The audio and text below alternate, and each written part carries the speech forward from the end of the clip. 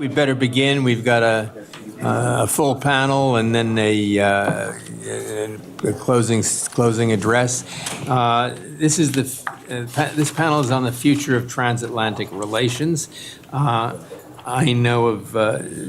think this topic has kept us sort of wannabe policy commentators and scholars talking now for about 40 years, moaning and groaning about how they're always in great danger and how do we rescue them. Well, maybe they are in great danger. I won't anticipate our panel's comments. We have four very qualified panelists. Karl Kaiser, who I don't have to introduce much. He's a senior associate now. He stays at the Belfer Center. He's for science. He's at the Kennedy School. Alas, no longer, I think, at the Weatherhead Center, which says something about how we study or don't study international relations these days and where we study it. He was a Memorial Fellow in 1977, 78. I met him in Bonn in 76 when I was at Bielefeld. Frederick Logeval, we're delighted to have in Cambridge. He was taught for a long time in California and then at Cornell. He's the author of fundamental books on how we got into Vietnam and how the French were in Vietnam. The last one won the Pulitzer Prize, Embers of War, and he serves in both our department and at the Kennedy School. Pippa Norris, I think we all know, turns out study after study of our democratic difficulties. She's at the Kennedy School now. Her new book is with Ronald Engelhardt, Cultural Backlash, The Rise of Populist Authoritarianism. And I guess we still have to wait for it a while with Cambridge. And Michael Wirtz is a senior fellow at the Center for American Progress, where he works particularly on climate change and migration. He's been a senior transatlantic fellow at the German Marshall Fund. A lot of stuff on this fabric of current problems, and from the, I guess, the right side, the right side of the left side being the right side in a sense of the think tank world. It's great to have him here. He was a graduate in philosophy. And he's also an adjunct professor at the Georgetown Center for German and European Studies, which, along with Berkeley and us, was one of the three founding centers of excellence that was set up in at the end of the 80s. We'll do one. Pippa will speak last because she is the only one in this panel with PowerPoints, and so I don't want we can clear the table then, and we will otherwise go in alphabetical order. And Karl? Yeah, okay, I'll continue.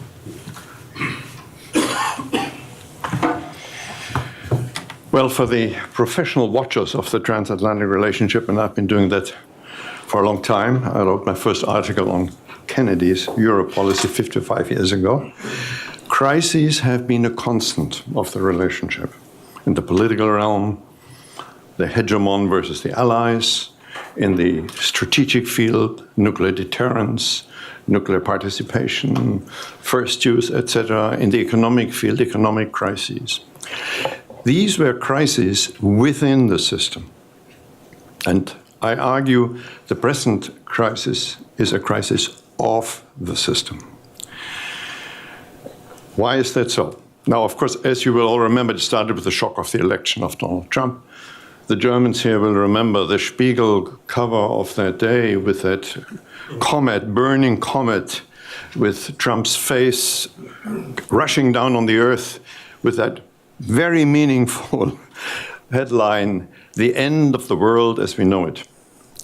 And that sums up very much the feeling of Germany, of Europe. How could America elect somebody so obviously unfit for the office, who violates all the principles American politics is based on, and on which our democracies in Europe have been based on?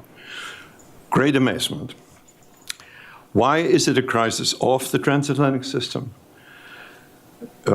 In order to understand that, we have to remember that the world system built up the world order built up by the United States, was based on a number of principles: spread of democracy, resistance to communism, resistance to aggression, advancement of the market economy and of free trade.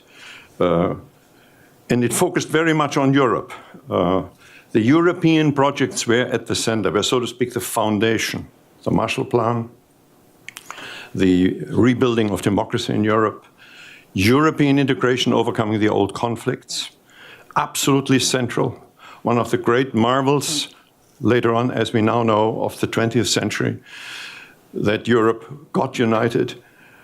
All of these focused on the basis of principles on particular areas of foreign policy. America built up that system. It was accompanied, of course, by global institutions such as the Bretton Woods institutions, but the center was the transatlantic relationship. What has happened to it? This administration has broken, as no other administration, with the principles and the ideas of this order, which America sustained for so many years, in which it invested enormous resources. It is an administration which, you will remember the inauguration speech, bases its policy on America first. And if you reread that speech, written probably by Mr. Bannon, basically the program is there that was implemented.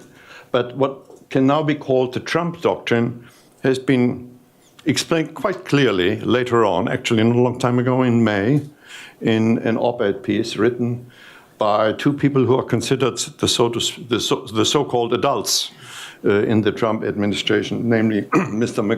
McMaster and Jerry Cohen, at the end of May in the Wall Street Journal, in which they explained the Trump doctrine in a sort of, how shall I put it, vulgar realistic way, and I quote, "The world is not a global community, but an arena where nations, non-governmental actors, and businesses engage and compete. Rather than deny this elemental nature of international affairs, we embrace it." And continues, "America first signals the restoration of American leadership. Values are no longer mentioned as the cornerstone of American foreign policy. It is a crude zero-sum view of politics in which common values with allies are not mentioned. Alliances are tied to conditions, are like business relationships, but not relationships where common values are defended. Deeply shocking, of course, the allies in Europe, and of course also the allies on the other side of the Pacific. America built up the Western liberal order based on the institutions that I mentioned and the various projects that I mentioned. A liberal order that advanced globalization, which is now rejected by this administration, to be replaced by a nationalist approach to protectionism. Protectionism, I quote, "strengthens the economy," which of course is utter nonsense. This administration withdraws from the various systems of free trade, NAFTA, TPP, TTIP, and worse, European integration is not only rejected, but simply not understood. The president, all he knows about European integration, that it interferes with building a golf course in Scotland. He rejoices in Brexit, predicts further exits from the community. NATO, the center of the American security policy after World War II, Article 5 is called in question, the commitment. And it is, of course, has been relativized, I mean, by certain statements, but that is his conviction that it is not really very deep, it's not deeply felt. Indeed, his famous Brussels speech at the NATO headquarters, that's the one where he pushed the poor Montenegrin prime minister aside to get into the first row. where he reminded the Europeans of the money they owed and forgot to mention Article 5. In fact, we now know that the commitment of Article 5 wasn't the speech before, and he took it out. So he really does not feel very strongly about it.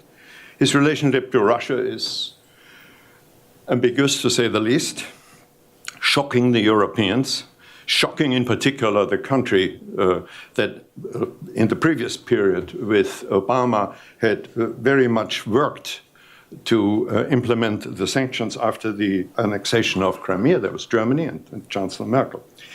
Of course, his point about the Allies not doing enough is right. But that's another question. It's an old question, incidentally, in NATO. And finally, the whole rejection of openness and civil liberties, and I guess we'll hear more about it from Pippa later on, deeply shocked the Europeans, and is a departure from the principled approach to world order of the United States in the post-war period. Now, what does the future look like under these circumstances? And let me say at the beginning, there's a real dilemma here. What is Trump and what is administration? We have the views of the president, and we have an administration with a great deal of continuity, with a machinery that has been there for a long time, particularly in the military field, that has cooperated.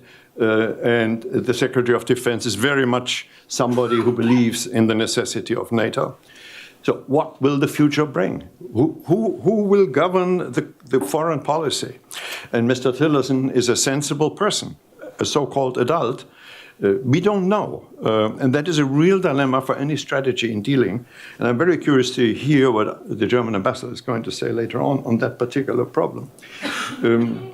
But because there is this difficulty, it also suggests a strategy. I'll come back to that. Can we go back to classical transatlantic relations? Probably not. We must remember that already under Obama, there was a retrenchment had started. The problem, his feeling that there are too many free riders in Europe. We know that the negative consequences of globalization, which played such a big role in the Trump campaign, are there, but they can be dealt with. As we look in the future, we must remember, I think, three things as far as the transatlantic relationship is concerned. First, it remains the center of the democratic world. This is the area where democracy is a viable regime. Two, it is the only area in the world where force is reliably excluded as a means of resolving conflict. It's an area of peace, a phenomenal result of the bloody 20th century. Something to be preserved. And third, it remains the center of a basically free system of international trade. So all of this suggests that the transatlantic relationship is an essential part of a minimum of order in the world politics of the future. So that means three things for one, in my opinion, that now we have reached a point that Europe has to preserve these very assets despite America and sometimes against America. Two, that Europe has to strengthen its own means, institutions, and force. And here, this morning, Angela Merkel was quoted, we can no longer rely, as we could in the past, on others. She meant, of course, the United States. And Europe has to take its fate in its own hands. That is the most important second point. And thirdly, Europe, in order to preserve these principles that in the previous period were advanced and sustained by America, has to cooperate with those forces in the world, for example, Japan or South Korea, or in this country, that share these principles of free trade, of openness, of diversity. So my conclusion, when my time is up, is very simple. Europe must now act as the guardian and sustaining force of the principles and institutions of the transatlantic relationship, and thereby has to play a role that in the previous period the Americans played.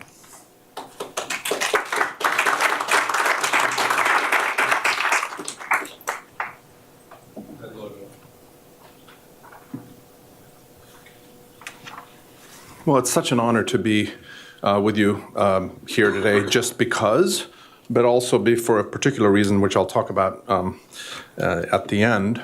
Just to tip you off a little bit, I'm very interested to hear Karl say that his first article was about the Kennedy administration and its relations with Europe.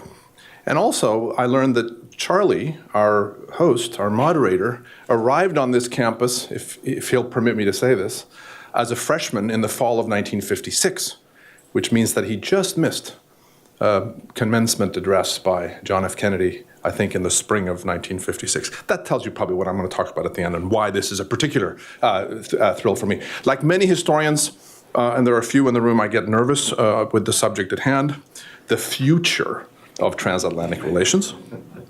We're not good as historians at predicting the future. Actually, we're probably no worse than anybody else. We're just a little more honest about how lousy we are at making predictions. We're better on the past. Yeah. Well, we may not be better on the past either. We understand, and I just had to use this quote this afternoon. We understand, we historians, perhaps a little better than some others, maybe not, what Yogi Berra had in mind when he said, it's hard to predict anything, especially the future. And also that I think we understand as historians intuitively, perhaps, that no history is more distant than the immediate past because we're so close. We can't really see the immediate past.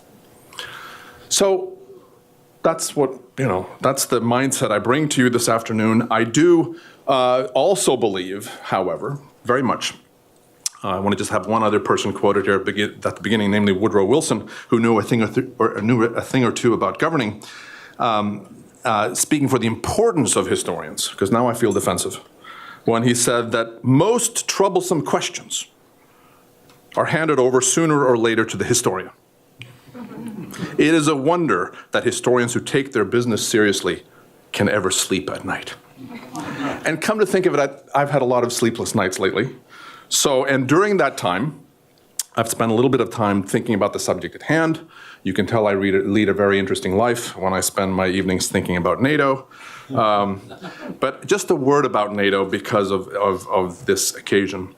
George Kennan, who is a figure that I admire, argued at the time of the organization's founding that NATO was unnecessary, that the combination of the Soviet Union's comparative weakness with America's nuclear atomic arsenal made the possibility of a Red Army invasion of Western Europe not merely remote, but impossible to conceive. So you don't need NATO.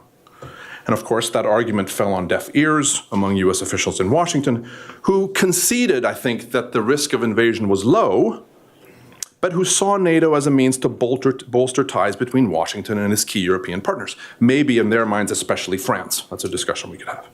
It committed the United States to defending that region, NATO did, while simultaneously checking German power. We all know the famous phrase, it will keep the Americans in, the Russians out, and the Germans down.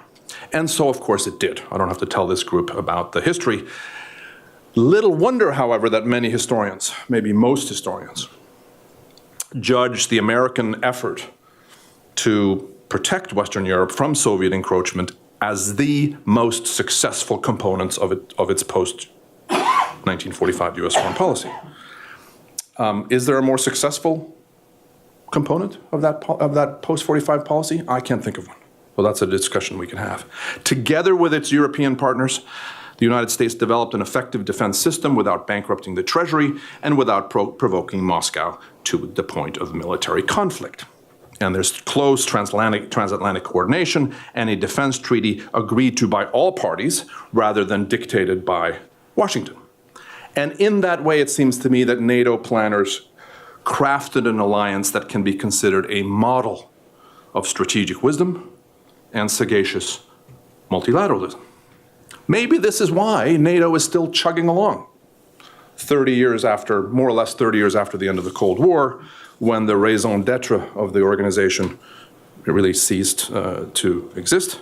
Several of its current members, of course, are formally part of the Warsaw Pact, even the Soviet Union. And the question for us is what next? Karl spoke to this, I don't have to say a lot. President Trump, during the campaign before he was president and then since, has, as Karl points out, questioned the viability of NATO, the viability of alliances, the importance of alliances to the United States, and therefore one would think perhaps that NATO's future is in peril. After all, we're talking about the most powerful person on the planet. This is why we pay attention. If Donald Trump, it seems to me, if he possessed even a rudimentary understanding of modern history, he would know that even the most powerful individuals are constricted by time and space, by history and by conditions, and in this case, by institutions. And maybe that's a good thing. Whatever Trump's whims, it seems to me pretty likely that NATO will still exist long after the current generation of European and American leaders are gone, including Donald Trump. Because if nothing else, or more than anything else, the organization has proved in its 70 years of existence to be remarkably resilient, it seems to me.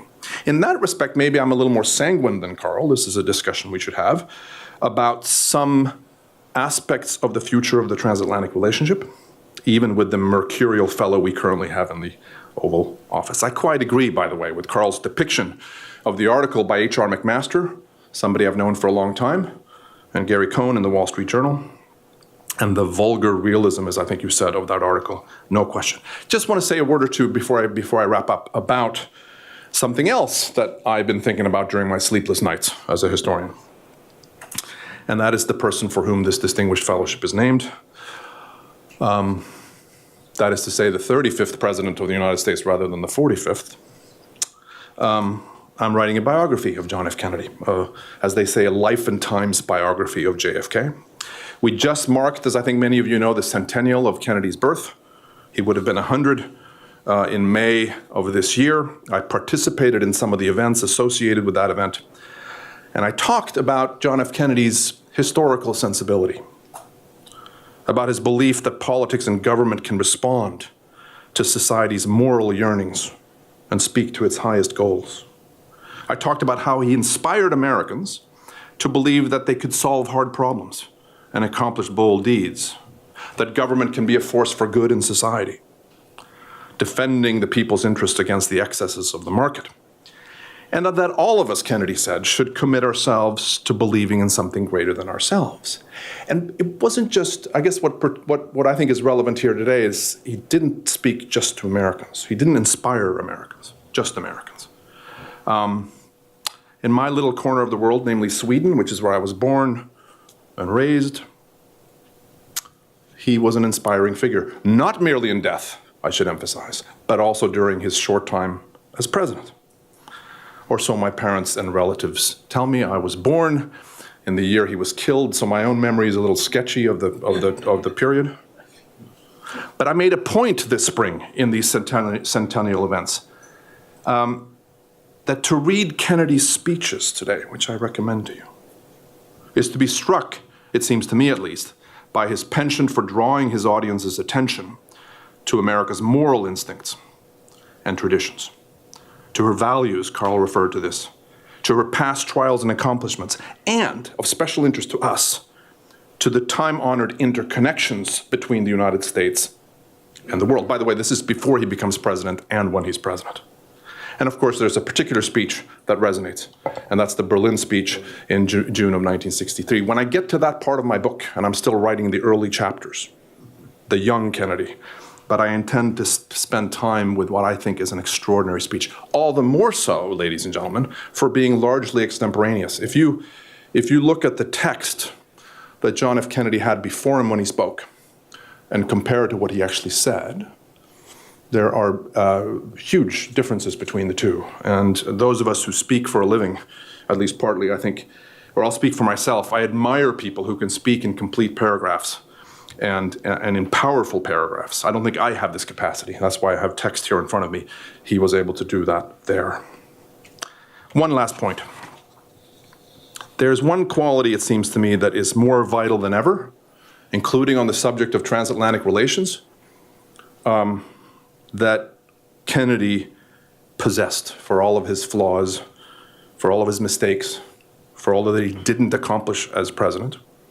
That is that he had an absolute insistence, it seems to me, on rational, fact-based discourse in public life. And that seems fitting to note as we celebrate the 50th anniversary of this distinguished fellowship. Consider, and I'll close with this, his remarks in a speech that was planned for the Dallas Trade Mart on November 22nd, 1963, of course, the day he was killed. In fact, this was the speech he was on his way to give when he was shot. He said, "In a world of complex and continuing problems, in a world full of frustrations and irritations, America's leadership must be guided by the lights of learning and reason, or else those who confuse rhetoric with reality and the plausible with the possible will gain popular ascendancy and with their seemingly swift and simple solutions to every world problem. We cannot expect," John F. Kennedy would have said, "that everyone will talk sense to the American people, but we can hope that fewer people will listen to nonsense."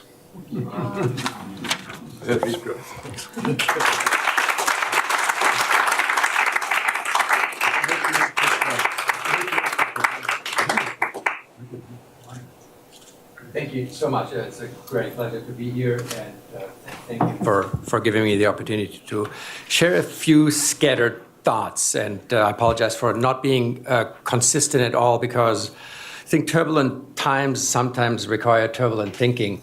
It is my impression that we are currently undergoing a tectonic change in the transatlantic relationship and beyond that, that will not allow us to talk about that relationship in the political and value terms that we have used over the last 40 or 50 years. I think the changes are so profound that they really merit an analysis and also consequences in how we conduct transatlantic political business. I think the changes are structural, they are political, and they're also generational, and in terms of demographic changes.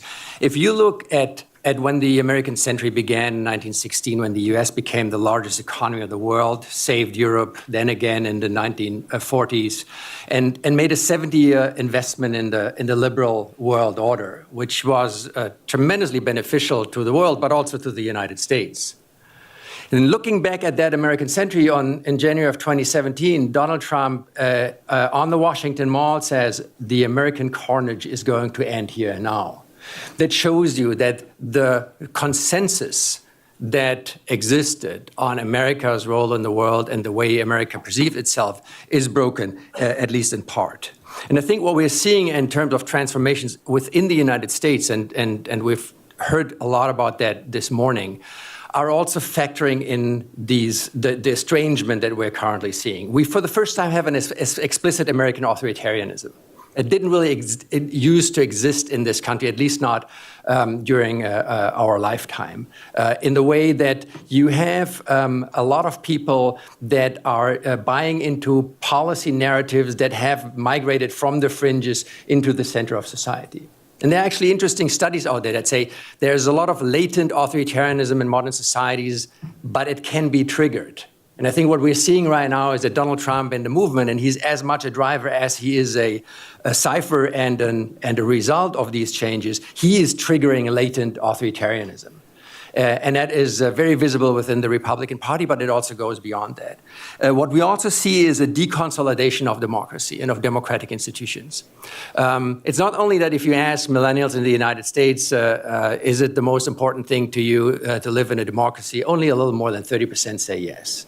The kids might not really know what they're talking about, but this is an indicator that there's a massive process going on of not only institutions or policymakers being derided and getting approval ratings worse than car salesmen, but the fact that we have this process of deep deconsolidation going on at the center, at the core of our democratic fabric, requires us to think about democracy not only with the degree to which democracy extends in societies and through institutions. But I think for the first time in recent history, it requires us to think about durability of democratic structures. And these are massive turning points. And I think If we look at the United States, 2008, of course, was a pivotal year in the sense that you had a culmination of critical events where, with the global economic crisis, it became clear that the economic liberal or neoliberal model was exhausted. With the Russian invasion and annexation of territory, it became clear that the notion with which we were used to project power was gone. And 2008 was not only the year in which Barack Obama got elected, it was also the year in which, to a degree, the traditional conservative Republican policies came to an end. And instead of modernizing the party, as you all know, in the legendary autopsy that subscribed that after the dramatic loss of that election, the Republican leadership did decide to engage in a full-throttled blockade policy, which really, to a great degree, enabled these undercurrents of more and more authoritarian attitudes coming to the forefront within that party, but also the deconsolidation of political structures and of political creed to go forward and to become much more visible. And so what we saw in the United States is that we entered an era of radical partisanship. And the consequence of these moments of crisis was that not only people increasingly bought into conspiracy theories and the calculated superstition that Donald Trump promotes day in and day out, and that he becomes an orator of a zero-sum game where you can only win when others lose, is so contrary to most political traditions and political narratives, including the Republican one in the United States, that I think it's important to recognize that we really undergo a tremendous change here. In Germany specifically, although some of these same undercurrents apply, the political outcome is very different. If you look at recent statistics, that 44% of people that vote for progressive parties in Germany say they feel describe themselves as centrists, and 36% voting for conservative parties saying they describe themselves as centrists, and you have 80+% of the entire population that thinks they're in the center of society. This is really as far removed from our partisan polarization as it can be. Reminded me of Hannah Arendt's article in 1952 when she traveled to Germany for the first time after the war and says, there's this radical neutrality in Germany. People taking an opinion feel it is as stupid to take a political opinion as it is taking an opinion on an earthquake. And I think that radical neutrality that she diagnosed, in conjunction with Angela Merkel functioning as a political anesthetic for over a decade now, has really created a situation that is also politically radically different from the United States. I don't know what that means and how this goes together. My feeling is that we'll have increasing problems talking about our mutual societies in ways and in categories that really reflect the reality on both sides of the Atlantic, and at the same time create a better understanding. The second dimension that I think is equally important is that we are undergoing a generational change that some of us might be aware of because we teach at universities. But it is important to recognize that if you teach classes in Germany, you are teaching millennials that only know the United States post 9/11. That's a very different United States from the United States that we knew or their fathers and mothers' generations knew. For them, the United States is Afghanistan, Iraq, Abu Ghraib, Guantanamo, NSA, targeted killings, drones. And it's George W. and Donald Trump. So if you tell these kids that we are sticking together because of shared values, they rightly roll with their eyes.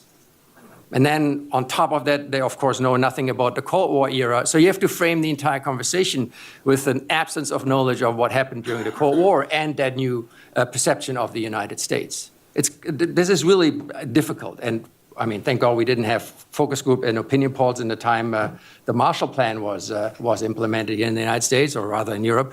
You probably wouldn't have gotten that policy proposal through any public opinion poll at the time.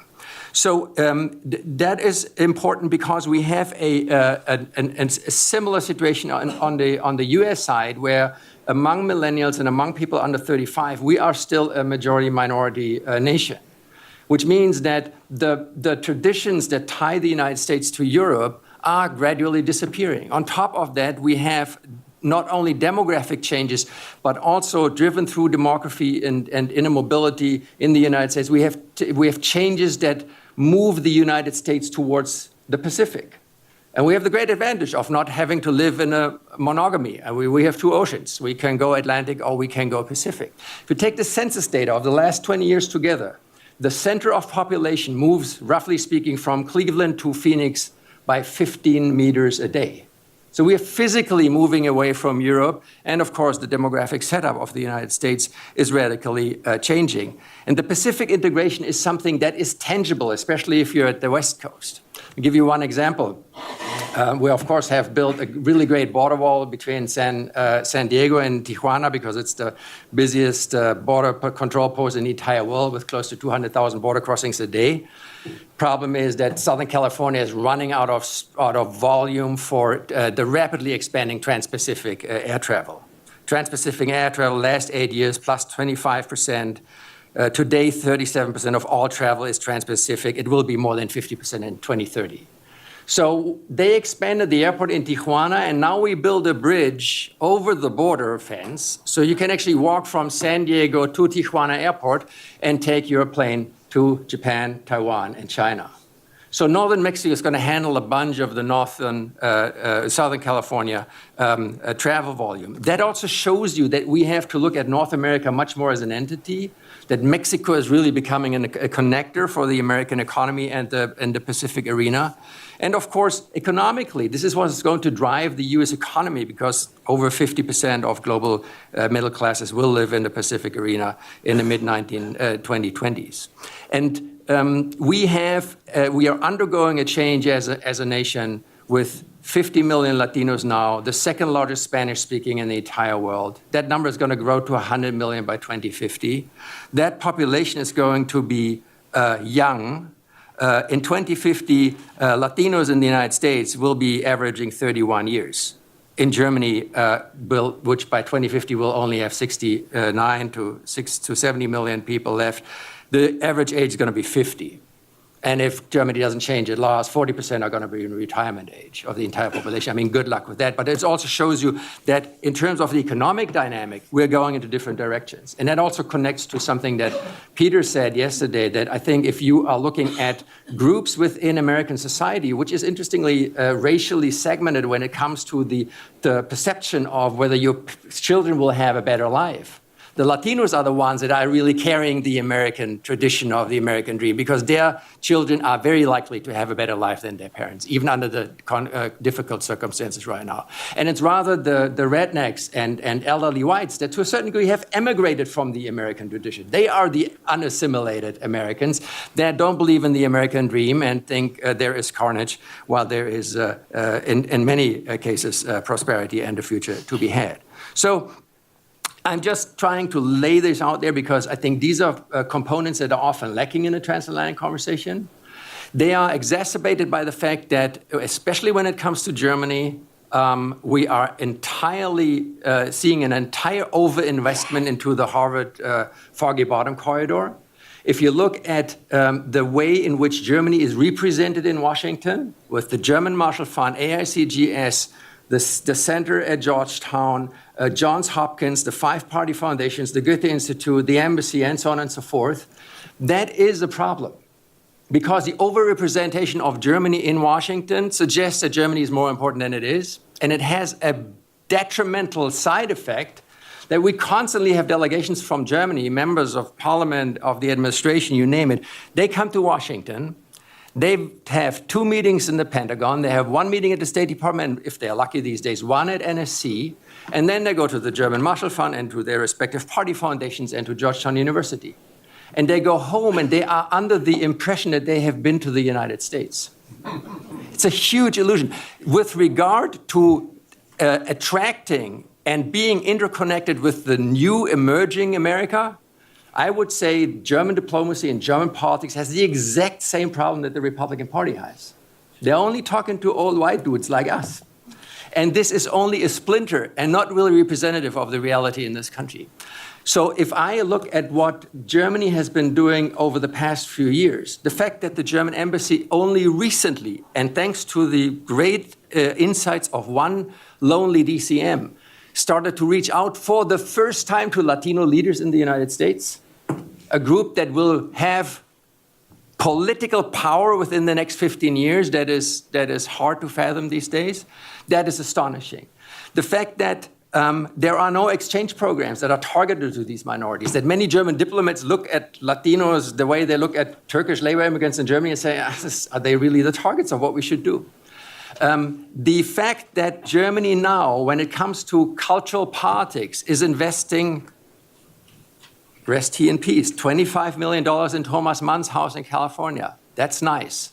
But that's not the first priority these days if you're serious about transatlantic. So it's not the second, it might be the third.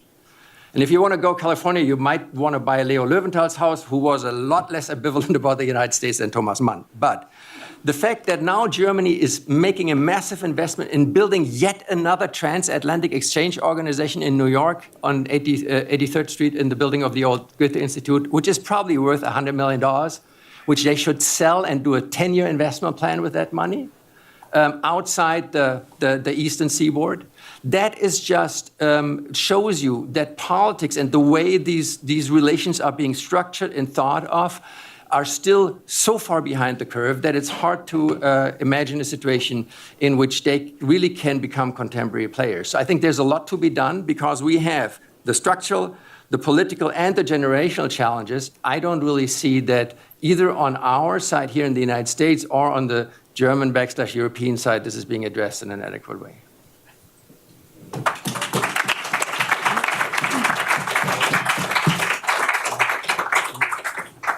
We are going to move to the first row so Pippa Norris can show us her slides. Thank you, Michael. Pleasure. That was bracing. We'll come back up. Yes, we'll come back up here. Yes, I do apologise for using PowerPoint. It's so naff, what can I say? But I've got a lot of material, and I'd like to build on what we just concluded. Michael, in particular, emphasising transatlantic relationships and the role of the new generations. What I'm going to argue is that if we're going to try and understand that, then we really need to think about generational changes in people's values. And this is work which I've been developing with my colleague Ron Engelhardt at Michigan about tipping points, about values, and about voting for populist authoritarian parties. And again, we've had on the panel the reference to authoritarian parties. So what is that about? So what I'd like to do is basically talk about this in relation to a few different points. Firstly, just to clarify what we mean when we talk about authoritarianism and populism.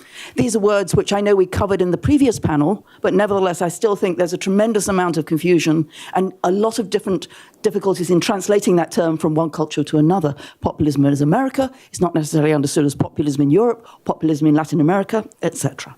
Whoops. Then I'm going to give you a little bit of data and evidence, just a little bit from some of the surveys to say what's going on. Can we actually see that there's a relationship between people's values and the rise of these new parties? European results, US results, and the implications. And we'll conclude on the implications for the transatlantic relationship. So what are these areas about? Well, first, the concepts. If we think about what we're talking about with populism, I think that one can say that there's basically a number of different elements, and there's two in particular that I think are absolutely critical, just to get us on the same page at the very beginning. And when we're thinking about that, basically populism is about two things. One is anti-establishment, and in that sense, we're quite right when we say this is a critique of representative democracy. It's a critique of parties, of parliaments, of the establishment in the broader sense, of scientific authorities, who needs experts, of academics, of everybody in this room, by the way. And that idea is basically that those groups are corrupt and that we need to clean house. Of course, if they are corrupt, if the system isn't working, that seems to be in some ways normatively appropriate, but it can also obviously delegitimize the institutions. And the second element is again one which is very common, vox populi, power to the people.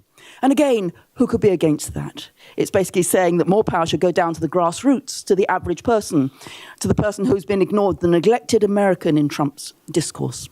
And both of these, I see, are really about rhetoric. They're rhetoric which many, many politicians use, not just populist parties, not just populist leaders, and they're rhetoric which is used quite widely in the media as well. And in some ways, it's kind of innocuous.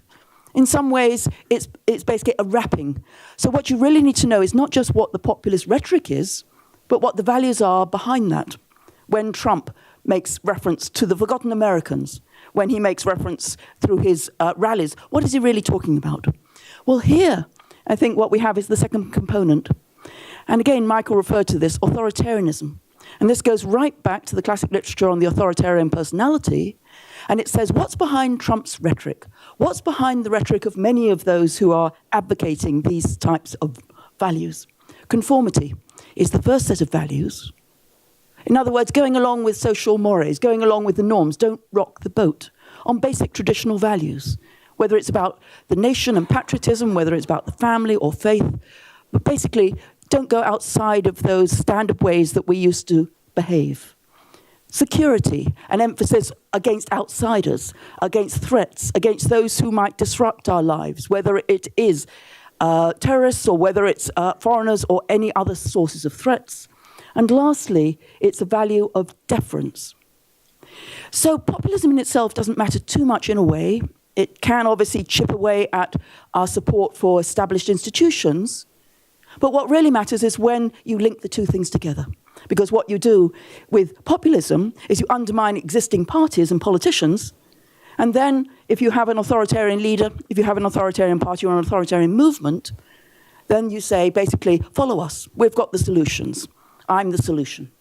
And I'm going to give you basically a view about how to protect society, about threats, and how to make sure that certain norms, certain traditions are being followed.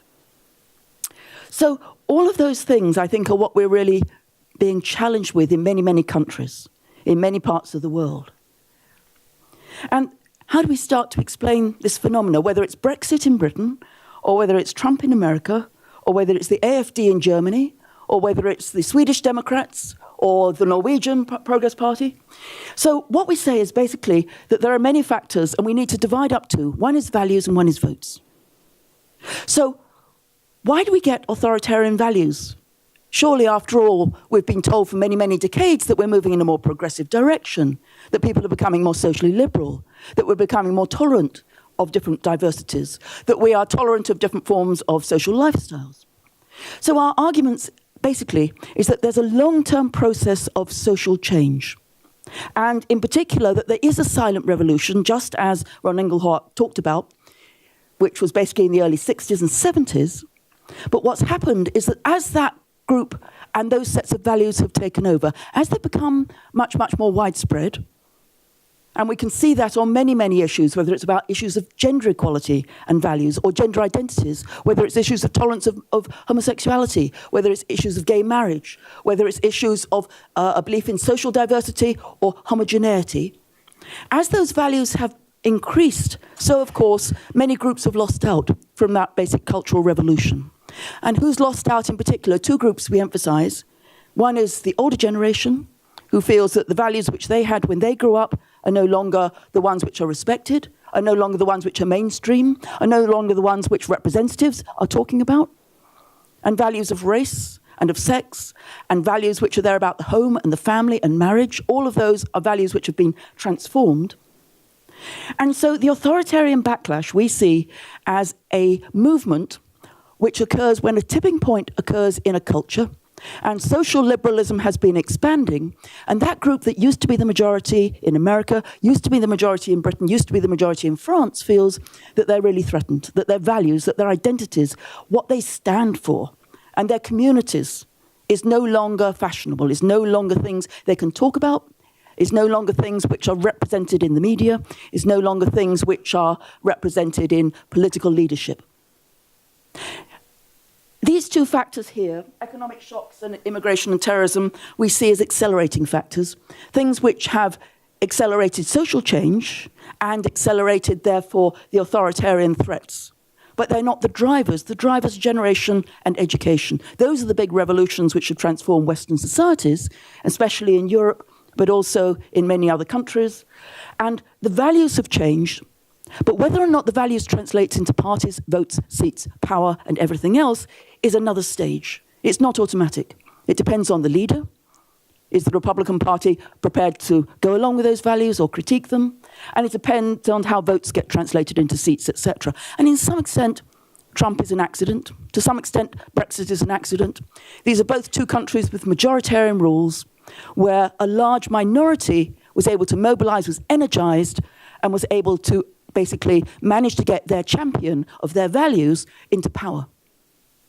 The other groups, the liberals, often stayed home. The young people in Brexit, they just didn't vote. They stayed in bed. They never got out of bed, even though it was their futures that were being elected. So where you get the leader, where you get the parties, where parties of all shapes and sizes adopt this language, and there's a pool of a large minority who's angry about this, then you get this radical change in politics, even though, as I said, it's going against the long-term cultural stream. It's a backlash, it's a reaction, it's a counterpoint. And then again, obviously, other factors can affect it.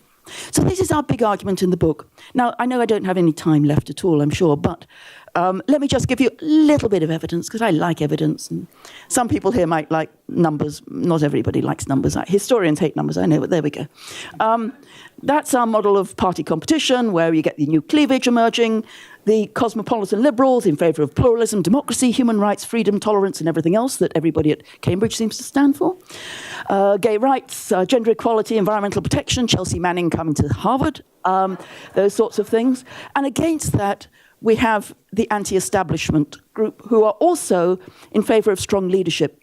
And remember with Trump, he says he's in favour of power to the people, the forgotten American, but it's him. He's going to do it. It's not an interactive process. He's not empowering that group. He's standing for that group. He's representing that group. He's championing that group. Xenophobic nationalism is clear as well, and that is the sort of dog whistle politics which is there in all of these speeches, equivalents on neo-Nazis and others, and traditional values and the social basis. And the economic left and right have come towards the centre. They're not what's driving this, but populists and cosmopolitans can be across the different processes. So you can get a Bernie Sanders as well as a Trump at the same time. No problem. Evidence. Okay, data and evidence. You'll hate this. This is just to say how I've measured something. And it's all in my paper, so you can pull it down and see where we're about. First, what we have to do is measure the citizens. And what we're doing, which was misunderstood, by the way, at our APSA presentation when he was there, is measuring these by the classic measures of authoritarian values. It's not about policies. We're not asking people, are you for or against immigrants? Are you for or against marriage or anything like that, gay marriage? We're asking them about their basic values, what's important to you. So just like we ask about childhood orientations, what should be the values for upbringing, what's important to you? Secure and safe surroundings, important to do what's told, important to behave properly. And these are things from the Schwartz value scale. And then for trust, we're measuring a variety of other indicators of populism as well. So the question is, do these values predict how somebody's going to vote? And the nice thing is they predict it a lot, and generation matters a lot. Then, of course, we have to also measure our parties and our politicians. Where do they stand on these values? To do this, we use the Chapel Hill study of experts of how the parties are scored on 10-point scales. And we have a variety of measures here, as you can see, which are very nice, about populist and authoritarian policies. Civil liberty, do you favour strong order against crime? Multiculturalism, are you against it or for it? Are you for democratic freedoms and rights? So we've measured the public and we've measured the politicians. And by the way, we don't just look at small parties who are populist, we look at all parties. Theresa May is now as populist as any. Macron is as populist as any. So we have to say it's a continuum, and therefore all parties across Europe and elsewhere can be classified on this. And by the way, it's a really good research strategy. What do we find? Here's just a glimpse of my evidence, if Charlie allows me. First, there's a tipping point. This is the tipping point, which is just beautiful. And what it does is it shows us in the values of the European public, we're pooling all 30 countries. We're using that nice Schwartz scale of whether you believe in libertarian or authoritarian values from your own personal importance. And we've got here the birth cohort.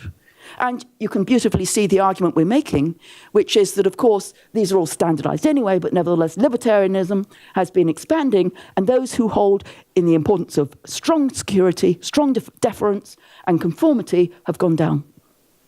But it's not that the authoritarians have shrunk so much that they can't still impact politics, particularly where there are institutional mechanisms which allow them to do so under majoritarian systems. In those, if you can get a plurality of vote, sometimes you can get power. And that's exactly what the Electoral College did in the United States. So The tipping point varies by region, and again, that's plausible. So you can see that in Nordic Europe, it happened first, of course, and it happens much more slowly in the generational gaps by Mediterranean Europe and post-communist. But the tipping point is there across Europe in who is a liberal, a libertarian, who is authoritarian. And this is even worse, I know, I do apologize. Centre for European Studies doesn't normally show these things, but this is showing, again, a nice model, which is a very straightforward one, where I put in a variety of social characteristics, and I look at support for personal authoritarian values. The critical thing, age, as you would expect, the older generation is consistently the one which is in favour of authoritarian values, as you would always have predicted. Education is negative because the more educated or more liberal, of course. Other factors perform more or less as you might expect, and all of them work in a variety of ways. And all of these don't just predict values. If we turn to the issue of actual voting, for where the parties are across my authoritarian scale, what you find is that, again, age works, older populations are voting for the authoritarian groups. These are the communities in America where the base of support for Trump is. We often think of them as rural, semi-rural. We often think of them as areas of high unemployment or high economic dislocation. But one of the key characteristics of this, if you look in the statistics of the census, is where the older population is. The younger population has gone.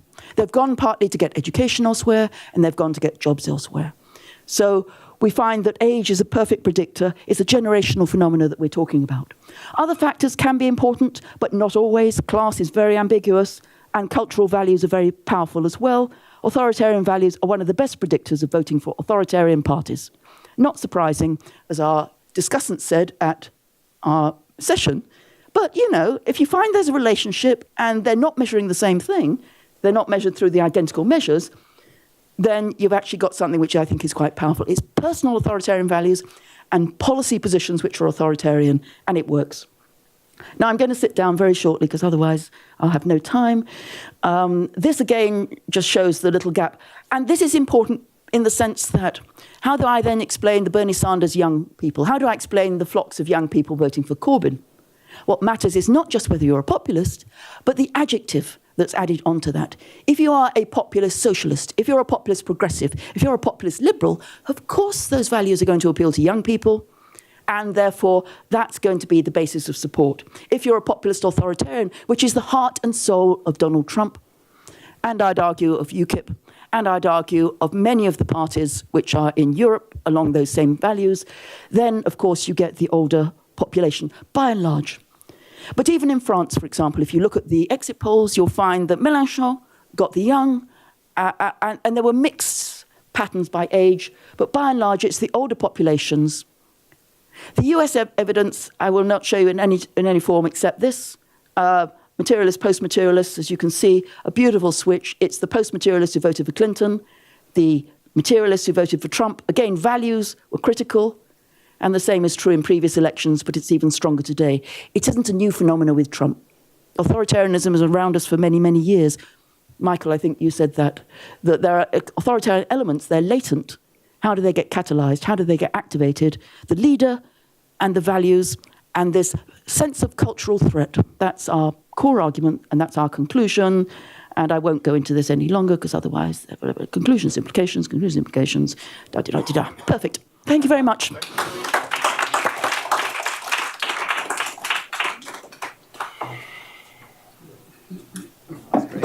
Thank you. Glad you did your poem. You do need it for graphs. There's one thing about the life cycle which I don't understand.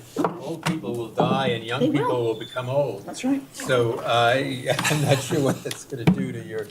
Eventually, in the long term, everything will be great for liberals. In the short term, the old people vote. Well, I have a friend who's Leon Botstein, president of BARD, and he's a conductor and he's a wonderful master of the musical repertory of the Central Europe. And I will cite him in two respects. I went up to his BARD festival and I said to him afterward, Leon, this is great. I love what you're doing, but, you know, it's all old people here.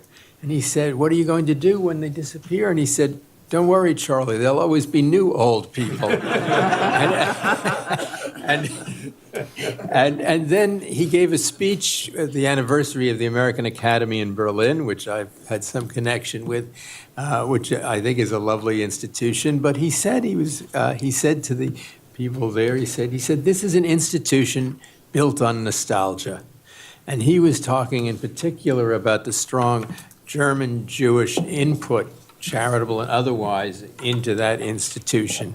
And there was a great deal of truth in it. You know, this was, in a sense, we can vault back over those unfortunate years from 1933 to 1945 or afterward. And listening to these papers, I am reminded not only of the new old people. I guess I'm a new old person, but of to what extent, you know, we cultivate a very tender plant, which is not a tender shoot of the future, but a tender plant of nostalgia here. And you know, Michael has raised that point, I think, with respect to the way the populations and the ethnicities and the connections. And I think it does behoove us. Karl and I are of a generation that really this personal commitment to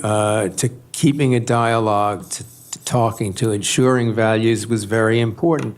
Is it? And you are all part of the fruit of that, you know, that commitment and that effort. And we, most of us, you share that. And we have to ask ourselves, I think, I mean, this was the challenge of this talk and the challenge of Karl's talk. How do we sustain it? Do we want to sustain it in the form it's had? How do we sustain it, especially when rather wild demagogues are loose in the American side of the equation? So I think this is this should open up, you know, some profound reflections for us, and I will do my best to take questions first. Rainer there, and then Peter there, and I'm not telling you what I'm dreaming about tonight because you would be so shocked and More exciting with that one very under. interesting. But of course, as a NATO officer, I mean, you are retired as a professor, but as an officer, you've never retired. So as a NATO officer, I must tell you, I'm not really foreseeing much trouble in the future, because the basis in the strategy of the Cold War, unfortunately, we thought it was over. We need a new one. Now, after Ukraine and other things, the basis is still the same. For the United States forces, Europe is very important, and it still is a main first battlefield. Even if we are confronted by North Korea, and it seems to be the case that tomorrow they can shoot directly nuclear bombs into this room, I'm not going to believe in any of it.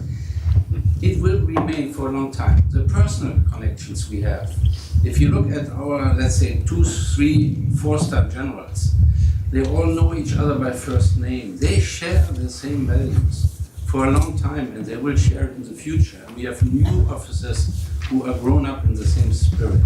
So I am not really critical in this area, but I like very much what my friends told us from Washington. Because, yeah, I thought first, shouldn't we leave it to the embassy? But then, knowing you, I would say you also would not leave the whole thing to the embassy, the German-American relations, because look at what type of people we had in the embassy years ago. There were good ones and bad ones. And there's a mixture always. It's good we have more institutions. If the variety is too big, I can't really judge about this, but I like that there is something like that. What I would like to see is you all remember that due to the armed forces, American armed forces in Germany, the knowledge of Germany was widespread in this country. I was caught 3 or 4 times in my life speeding, and they said, "Hey, you're not on German Autobahn, my friend." I know it perfectly. I've been stationed there in Ludwigshafen or whatever. So people, even average people, did have an idea about Europe and Germany. That is gone. So I said to Karl, why don't we come back to something we had under Kaiser Wilhelm? Under Kaiser Wilhelm, we had each year 30 young and promising American officers, and they were all stationed in our schools. Unfortunately, there were sometimes subjects they had to leave the room because they were secret, but we had the same when we were trained here, so I know all about it. But it was a good idea. And I also thought, looking at the German Kennedy Fellows here, don't we need more American Kennedy Fellows coming to Germany? Wouldn't that also not be a good idea? What we have to improve is definitely bringing younger people to the country, bring them to here and bring them to Germany. Nothing is more of importance than that. Teaching, whatever, tourism can't beat that. Bring them to the country, let them stay for a while here, and they will be influenced, and maybe surprising to all of us, we even find out the old values are not as old as we think they are. Thank you. Peter Hall. This is not my main point, but this last point reminds me, apropos of Michael's presentation, where I thought you were absolutely right about the too much Berlin, Washington, and not enough wider. That problem is magnified if we look at what's happening to European studies in American universities. American universities are educating the opinion makers of this country in the future, and resources being devoted to teaching graduate education, teaching the teachers of the future are very limited, and it's a real problem. But I want to say something much more mischievous. The transatlantic relationship is an object of great affection for me, kind of like the German Kennedy Fellows Program. It inspires all sorts of nostalgia.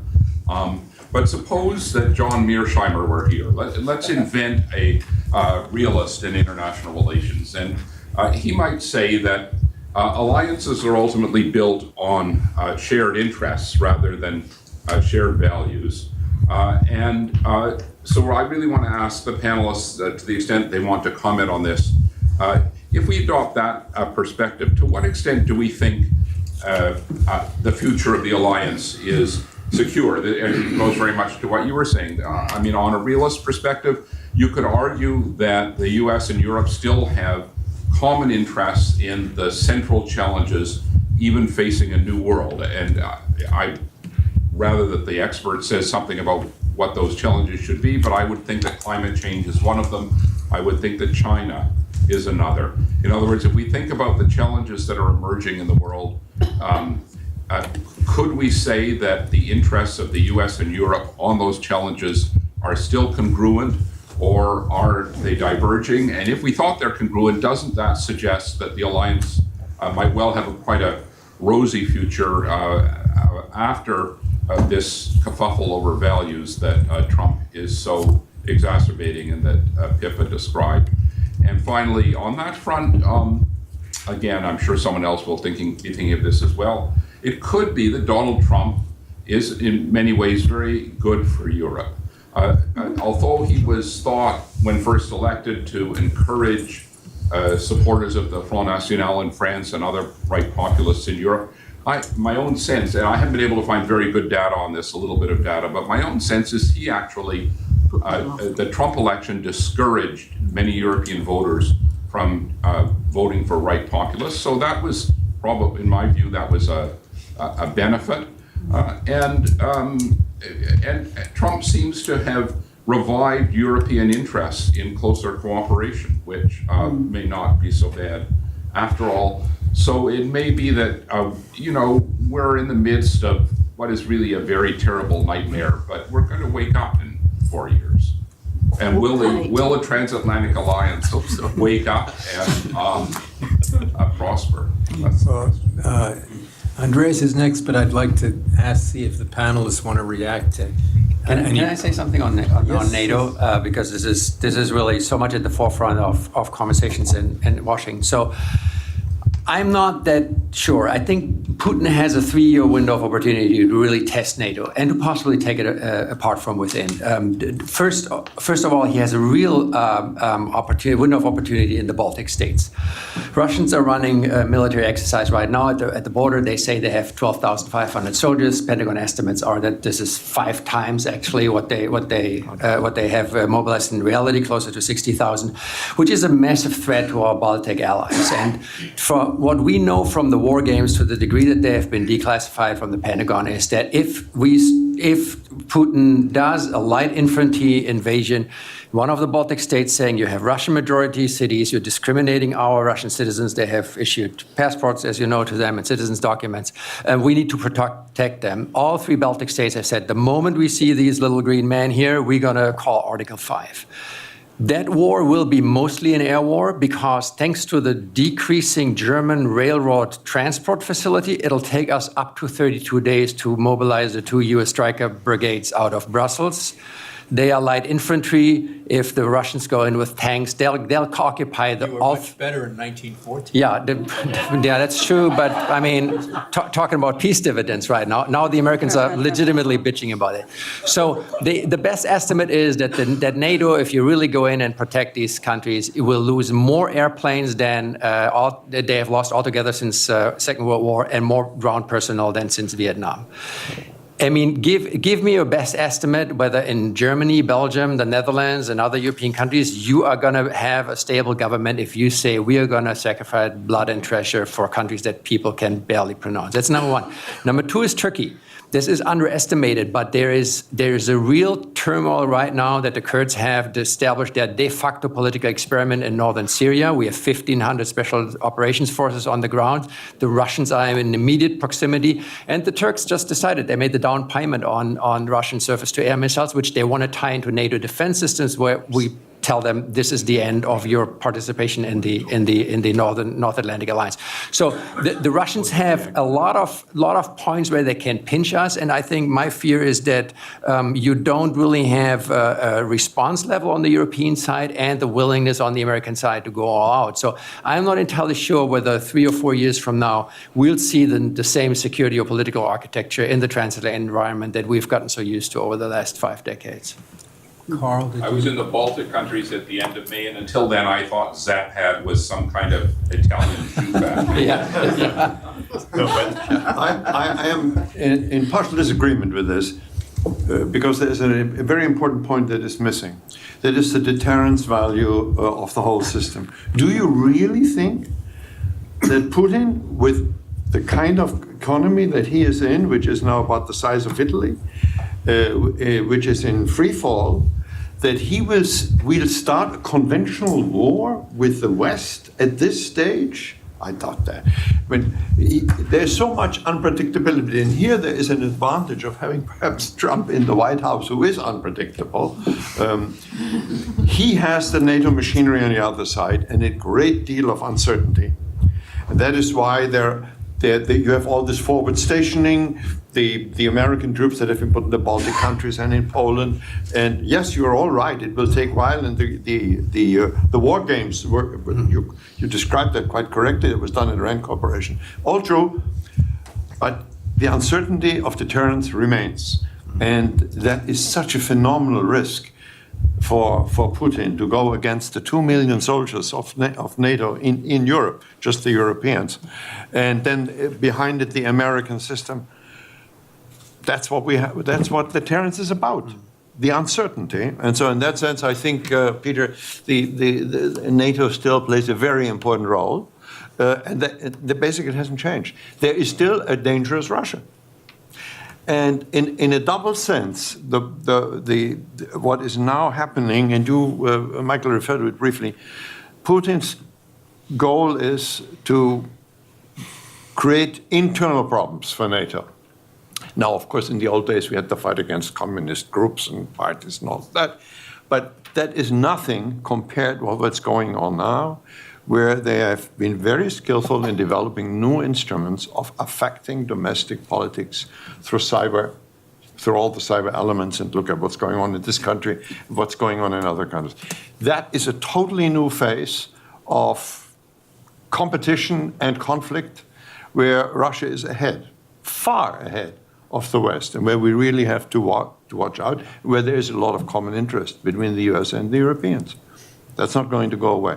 So in that sense, I'm relatively optimistic, despite my worries about Mr. Trump. But the rest of the system, particularly when I look at DOD and Mr. Mattis and other parts of the administration, that is relatively reassuring. And the Europeans are perfectly aware. The Europeans are perfectly aware of the necessity of that relationship. So, despite all the doubts and the criticism of Trump and the hand-wringing that is going on in Europe at the moment, one still hopes that the old system works because it's there. And look, the strange part is that while you have all the talk of Trump questioning Article 5 of NATO, at the same time they've increased the European budget by 5 billion, deployed American troops all over Eastern Europe for the first time to this extent. So there are these two elements of the same policy. So just very quickly, I'm interested in your point about the question, I guess, about decline of right-wing populist parties in Europe as a result of Trump. My sense, and maybe Pippa or somebody else can speak to this with some authority, but my sense is that it's a mixed picture. I can tell you that in my native Sweden, I think the Sweden Democrats, if you looked at their level of support before Trump's election, after and today, not a big change. They're actually, depending on the poll, they're either second or third, I think, in popular support. So a hypothesis, I guess, would be that maybe the decline in some other European parties has more to do with their problems, the internal conditions, as opposed to Trump's election. But I don't know, maybe somebody can. I'm sure you're right. I didn't need to go that far. I'm sure you're right. Yeah.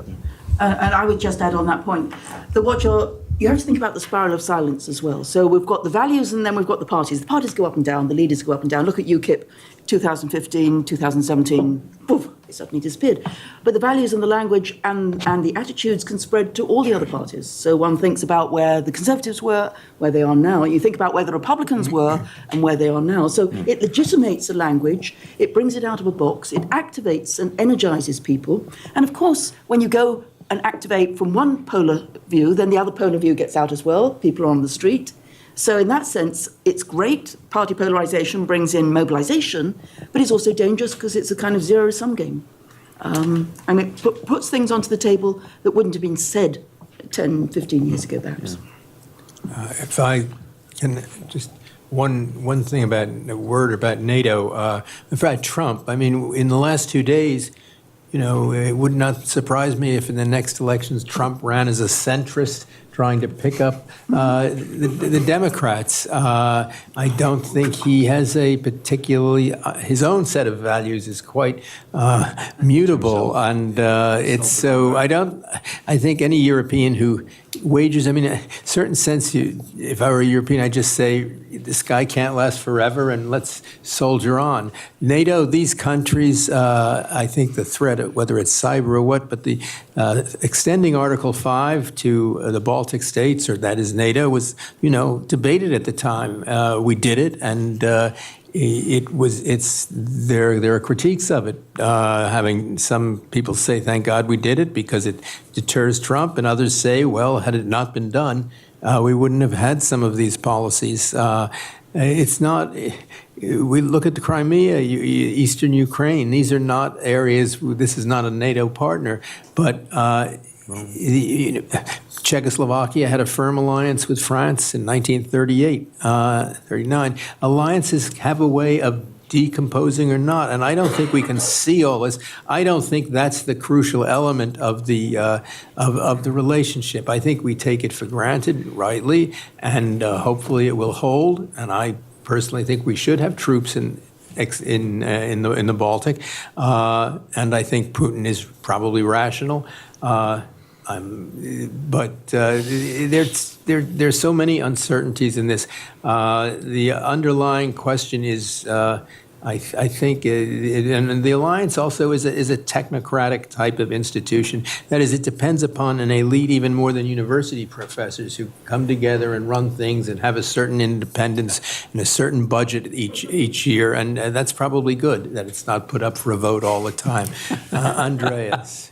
Thank you. Terrific panel. Though with all due respect to Michael, I think in the era of Trump, there are worse things to do than preserving the legacy of Trump. Can you speak up? Speak up. I just said in the era of Trump, there are worse things to do than preserving the legacy of Thomas Mann. So I would say that's okay, or even to reread Thomas Mann.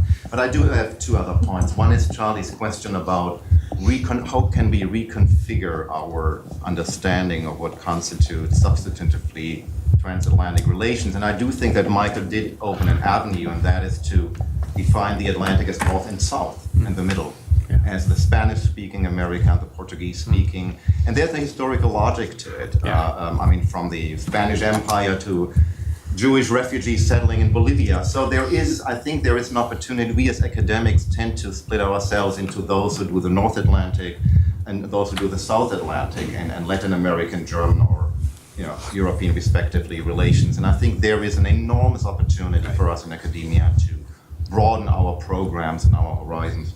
Second point, I spent my Kennedy year working on Kennedy in Berlin and the Germans. I think I just misread the job description. So, and that draws me naturally to Fred's very elegant way of suggesting a model that is at the polar end of what Pippa is doing, that is about individual agency and contingency in history. After all, the Nixon-Kennedy election was very close. The results were very close. So how would As was this last one, Clinton and Trump. We That's would be my having a point. very different discussion That's now. exactly my point.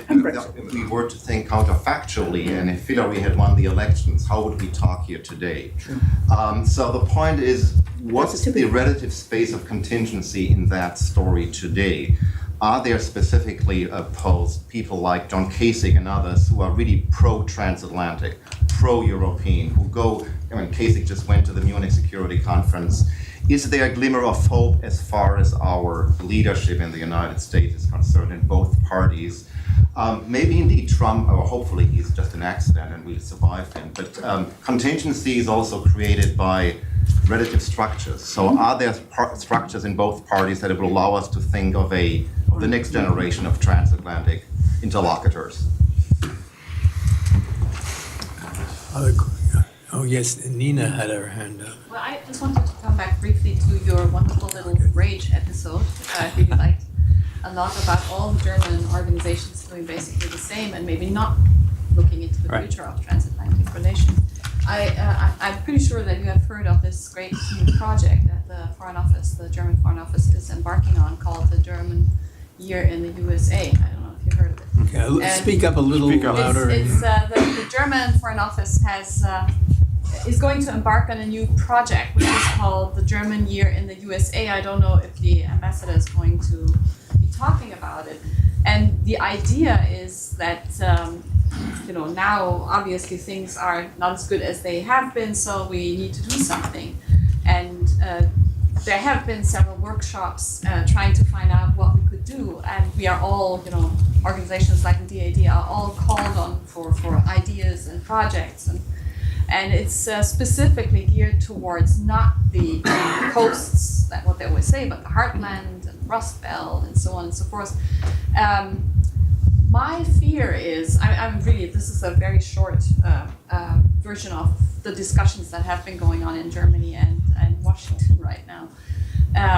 My fear is that we are going to shoot in the completely, wrong direction in a way, because if we don't include the American side in finding out what we really want to know about, or the Americans really want to know about current Germany. And so my question would be, you seem to know the whole system very well, how we can guarantee that in this major project of this German year, which has been announced, it was announced by Sigmar Gabriel in May, I think, in Washington, and it's going to involve a lot of money.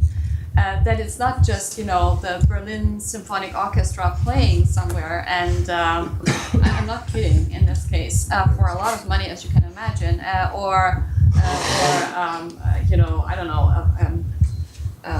corso of German cars coming from all kind of parts of the American states to driving to Washington, which is the most idea. Better not be a diesel. So how can We'll we check how- their emissions. I hope nobody from the general consulate is here right now. But how we can make it, really work. And I'm really glad that you mentioned a project with Latinos, because we had to write regional strategies, all DAD offices abroad, and I wrote in my regional strategy that I want to do a program with Latinos. And it's been debated, M1, if that's the right idea, if we can do this. And I just said, yes, why not?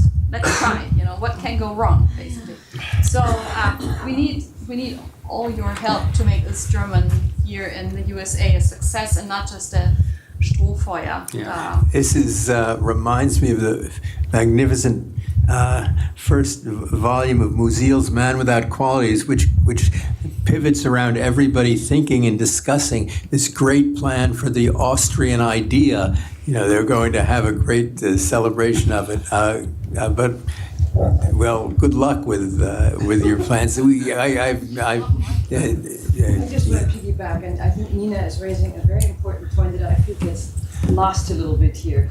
When we're thinking about the future of the German-American or the transatlantic relationship, we talk about things like security, we talk about economics, we talk about nostalgia, and the way it used to be. But there's a very stark discrepancy, it seems to me, between the way we defined these relationships in the past and the way we define them today. Today, it seems to be we're looking primarily at leaders, while in the past, we're thinking in much more holistic terms. We think about people like us who all came here and did something great and then went back and multiplied knowledge. I think that's a standard way to phrase it.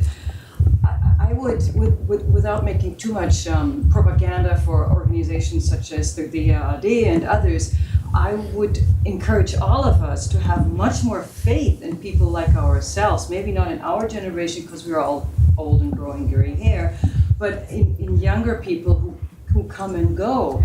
We notice in the German university system, and the DAAD has been one of the first to point its finger to it, that the number of students coming to Germany from North America is going up. I hail from an institute which is English language only. We can see a stark increase in students from the United States who are coming and studying in Germany. Of course, Berlin is very attractive, but I would think that the same applies to other places as well.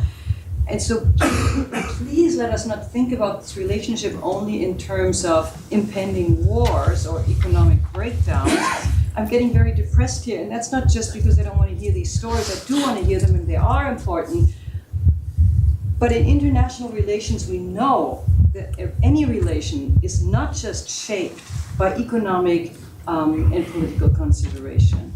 And I would like all of us to remember that. Thank you very much.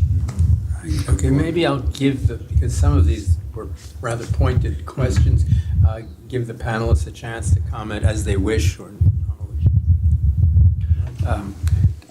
Thank you. So I entirely agree. This is not rocket science. The United States is an open society. Interest groups, be they based on racial, ethnic, or other affiliations, tend to be well organized. And I think this is not only an issue for the embassy, which has structural limitations, right? They have several hundred people in Washington between the consulate and the embassy, and they have 1.5 persons working on congressional liaison.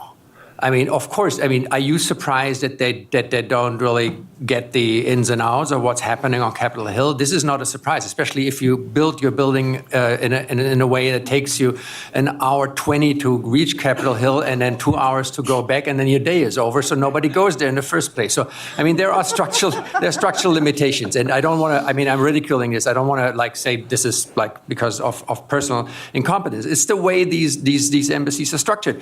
When somebody in the chancellery asked me, so what do you think we need to do? Because the problem also is that some of the ambassadors are not engaged enough. I have jokingly said, just degrade them from B9 to B3.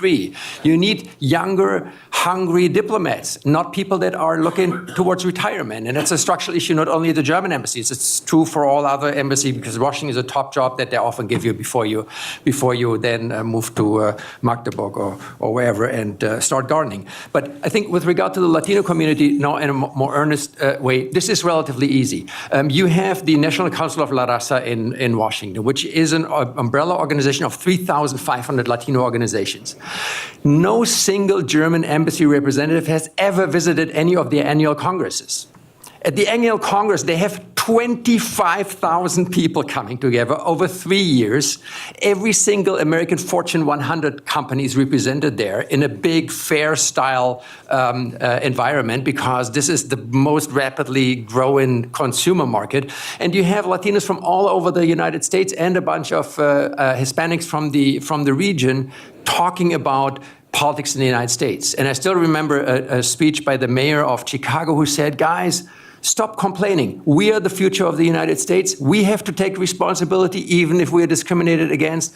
We will preserve the American tradition. And that's the spirit. And if you're not part of those conversations, you can't really be part of a broader American conversation. NALEO is the National Organization of Latino Elected Leaders. Over 5,000 members. These are all the mayors, deputy mayors, state assembly leaders, the guy that run the local water authorities in parts of the country. They are all there. My wife is a national board member of the Latino Victory Fund, which has been established by Eva Longoria and Henry Munoz. Henry Munoz is one of the major Democratic Party fundraisers who has raised $30 million for Hillary's campaign alone. He's building a Latino powerhouse out of San Antonio. The Cruz brothers are part of his discoveries and strategies. Not a single German official or European official, for that matter, has ever gotten to San Antonio and sat down with the Latino community and said, hey guys, what are your plans? They're known as the La San Antonio Mafia. No, they are a clan from the southwestern part of the country that is inserting themselves into power politics in a fascinating way. So there are access points, and it's not that difficult. I think for DAD, frankly, it's the same conversation. Why is DAD downgrading the office the office in San Francisco to basically doing language classes mostly? I mean, there is. Okay, but so I mean, I would think about resource allocation, and I would always make Mexico part of the equation and triangulate support structures. No, I mean, but see Mexico and the United States as a political, cultural, and social entity. Can I just respond, Karl, before you to Andreas's point about contingency, because I think it's a really astute point. It seems to me that about a dozen things had to happen for Donald Trump to win this election, and they all did. And so I do think it matters that we could quite easily be having a very different situation. And I wonder, as I suggested earlier, if we'd be having a very different discussion about this. My sense is, and I'm sounding an awful lot like a Pollyanna today, which I normally don't. I'm from the land of Ingmar Bergman. The last thing we should be doing is sounding sanguine about things. But I do think, and maybe this is a comment also to Michael's original intervention, which is, I think you quoted, Michael, you could say that 80+% of Germans consider themselves centrists. Mm. I think that's probably, if not quite the truth in the United States. I wouldn't be surprised if it's a very sizable majority of Americans who would say the same thing, notwithstanding the support for Bernie Sanders and the support for Donald Trump. And I think historically, at least, American elections have been won in the center. And I guess I'm suggesting that that might be true in the future. Mm-hmm. That I don't think we should overinterpret the results. And again, I haven't drilled down in the way that Pippa and others have done into numbers. But this could be in some ways a bit of a one-off. As though I am concerned about the seeming fragility in some ways of our democratic norms and our institutions. I don't know, I think the contingency point is an important point. I want to come back, just make a remark on Henning's question about the structures in the GOP and the Democratic Party as for a future strategy. In both parties, when I look at Congress, you have a very sizable group of people who basically disagree with Trump and who are basically very much on the internationalist line and the transatlantic line. And that goes beyond the people who go to the Munich Security Conference. And it also includes a number of governors in this country who very much care about the relationship with Europe for economic reasons. But we have to keep in mind, the second point, the US is a world power. There are other problems to deal with that is on the mind of the foreign policy elite in Washington, notably in the Pacific and Asian area. And that is one of the problems that Europe have to face. They have to start a dialogue, Europe as Europe, with the US, where they share interests and responsibilities. And that is where the European Union in particular has to slowly move away from this purely commercial approach to China and to Asia. That is actually happening. It's beginning.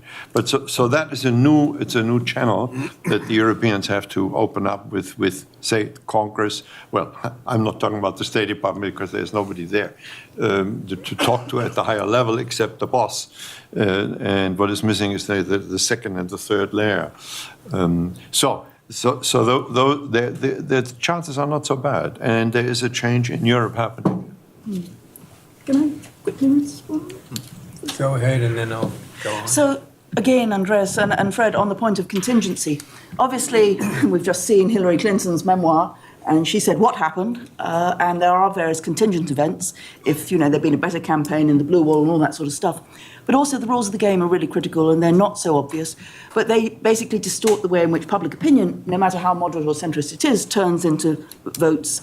And that's systematic for the Republican Party as well as for the presidency. And let me just mention gerrymandering, which is one of the critical issues, makes a difference of about 17 to 19 Republican seats in the House, about to be addressed by the Supreme Court. But that's a big distorting effect. And it really means that Republicans are playing to their base. And Democrats, of course, are also playing to their base where there's high levels of gerrymandering, which was invented in our fair city, but is nevertheless, I saw a picture of Mr. Gerrymander the other day, it's great. But then secondly, other distortions in our system, whether it's campaign money or whether it's issues of how the people are discounting the mainstream media, going towards fake polls, the role of particular voter suppression, which is going on with the Voter Commission of Chris Kobach and others. So, okay, it doesn't really matter in a sense. Public opinion is one thing, and the distribution of public opinion, but then how it turns into power, something else. And I'll just lastly think about the role of, again, Brexit. The rules of the game were ridiculous, that they only required a simple majority of votes to get a decisive result. If you'd had a different rule, if you had 60% for any constitutional reform, you'd have had a different outcome. So it's contingent in a way, but it's also a path. Once you take that path, you can't turn back. So in that sense, it's a fixed effect of an accidental bad judgment by David Cameron. History is one contingent result after another.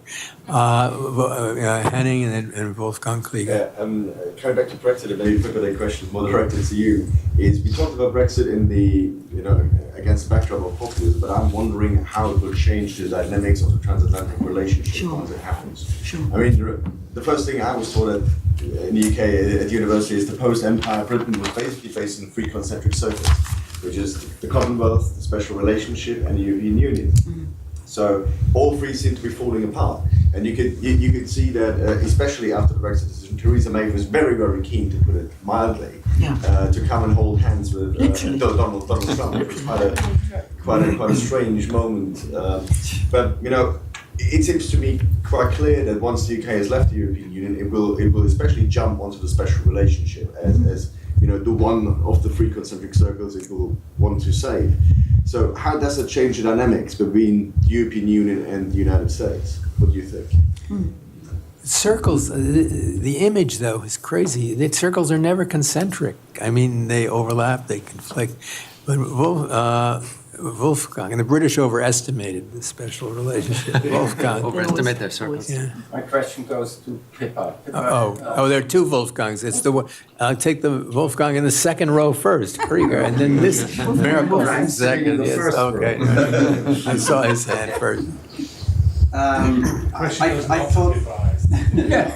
thought this was a really a great panel, but I thought it's not focused enough on the future. I mean, we talked about, talking about the future, and then in many ways you didn't, except Michael Wirtz saying we have the wrong America that we talk to, from the European perspective. I'd just like to mention a few points. I mean, how can you talk about transatlantic relations, European studies, and all the rest of it, without almost ever mentioning China? China is really the one who upset the apple cart. I mean, China is the one that took away all the jobs, that made it possible for Donald Trump to be elected and to raise this issue of our jobs all being lost and so on. A lot more than Mexico, by the way.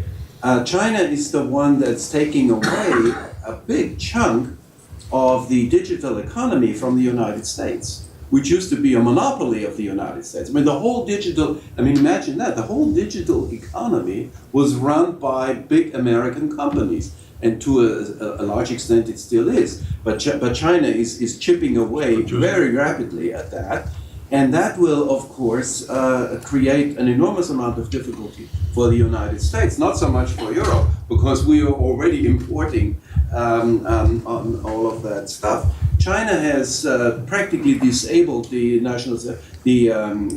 United Nations Security Council, which just after the end of the Cold War came into its own and started to work really as it had been conceived originally, and all of that has been lost again because China doesn't go along with any of the resolutions. Partly, of course, Russia doesn't either. And so that whole instrument has been lost, and China revives the old idea of colonialism, namely in Africa. That is something that Western intellectuals don't want to look at. They don't want to know it, because colonialism is a bad European thing, it's an American thing, imperialism and all the rest of it. But I mean, the whole thing is being revived by Chinese communists, What does that do to the world economy? And the other factor is the collapse of Muslim societies and Muslim states. I mean, this whole struggle within the Muslim world, which is partly religious, partly, of course, political. It's what I'd like to think of H.A.P. Taylor, the struggle for mastery in Europe. Well, here it is the struggle for mastery in the Muslim world. Mainly between Iran and Saudi Arabia, and they have their various forces, and they have very aggressive policies beyond their immediate borders. All of that is ignored. But I mean, without that struggle in the Muslim world, we wouldn't have the refugee crisis. Without the refugee crisis, we wouldn't have that kind of populism that we discussed in the morning. So, and we wouldn't have the partial collapse of American hegemony in fixing the world's problems, because that is the one area where America didn't intervene after the Iraq War, of course, which was a success in military terms, but was a failure in political terms, and so these are our future problems: how to deal with China, remaking the world system, and how to deal with the Muslim crisis. I don't know what to call it, but it is really a fundamental failure of Muslim societies who have contributed absolutely nothing to the modern economy and to the modern technology and modern ways of living and so on, who have fast-growing populations, rising religious struggles and so on, fast-growing populations that they cannot feed anymore now. And I mean, these are staggering problems that are impacting on us, especially in Europe, in an enormous way. I mean, we had this invasion of 800,000 or whatever migrants in 2015, where from Merkel said, "Well, wir schaffen das." Yeah, no, I mean, this woman doesn't know one thing about history. I mean, when you look at the dimension of that, you look at the sociology of it, she also doesn't know anything about culture, obviously, you know, what the Well, impact of the I think country. we'd better, So, you're going to provoke a lot of reactions if it's just, and so I'm saying we need to look further than. I think the lesson is, and it's from so many of these, is that that we have a sort of this relationship. Washington, Berlin can no longer be a privileged relationship, and the U.S.-European relationship can no longer be a privileged relationship. It is a polygonal problem where we all interact with each other, and it's. But I think the question maybe in a sense, what can the strong relationship that we have developed contribute to the whole new inventory of problems? The other Wolfgang had his hand up, and then Andreas. By the way, now I know how to win election. You don't have to have any idea about culture, economy, Right, and so forth. exactly. And then You don't if you are discuss- Angela Merkel, you win the election. And you don't discuss political issues, as you said this morning. Yeah. But one additional point. I don't think it's only the failure of Muslim. I'm even hesitating to call them failure of Muslim societies. It has a lot to do with states and so forth. And it has to do with the intervention of the West in the Arab world. That is the narrative. Who destroyed the stateness of Iraq? Who destroyed the stateness Iraq of was a Libya? dictatorship. It was. Libya was a dictatorship. Okay. Hey, friends, this is a. Okay, but I have a question for Pippa, and the Pippa question is: if you define populism as a kind of empty signifier, and all depends on the adjectives we are adding to populism, left, right, or center. How can you explain why right-wing populism is at present so much more successful than, let's say, left-wing populist parties in Europe? And the second one, could you hypothesize a bit on which of these three types of populism threaten to do more harm to democracy? But let me. Andreas, do you want to? Yeah, I mean, China has been mentioned here by Peter Hall and also by Wolfgang Krieger. It seems to me we haven't really talked about one response that the European Union and the United States came up with, and this was two free trade agreements, the TPP and the Transatlantic Investment Partnership, which we actually haven't talked about. And it was precisely a tandem that had geostrategic intention to contain China. That was, it is a pity that Mr. Trump took this apart, particularly TPP. He disrupted it. It's very future-oriented norms and rules for high-tech protection of intellectual property rights, even environment. It's a victory for China. It was a good project. I think we should also mention that Germany did not play a great role in this. And my interviews in Washington have shown this. In the end, Germany was actually happy that this albatross of the TTIP was gone. So we also didn't play a very constructive role in keeping this side of the market. It was very controversial in Germany. Oh, exactly. And I mean, we have to look at the issues. Chlorinated chicken. You have to reinvent it. Yeah, I mean, all kind of minor things that were blown to. Yeah, and I think we also have to think, if we talk about, green leftist populism, we can pinpoint Germany. Yeah, but also the dispute settlement mechanism. That was the next. That wasn't originally. I mean, you go over. We could talk about that too, of course. Sorry, there's one more, and then we'll turn to the panel again. Please go ahead. Thank you for the wonderful panel. A lot of ideas were discussed. I just would like to take an issue which is within the organization, the role of Turkey, which has been a strategic partner.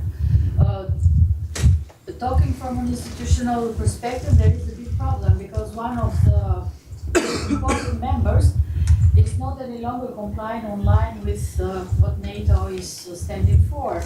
And I was just reading now that, and 2 days ago, that Turkey bought some missiles from Russia, and now it has a pact with Iran and Russia to patrol the free zone of Syria.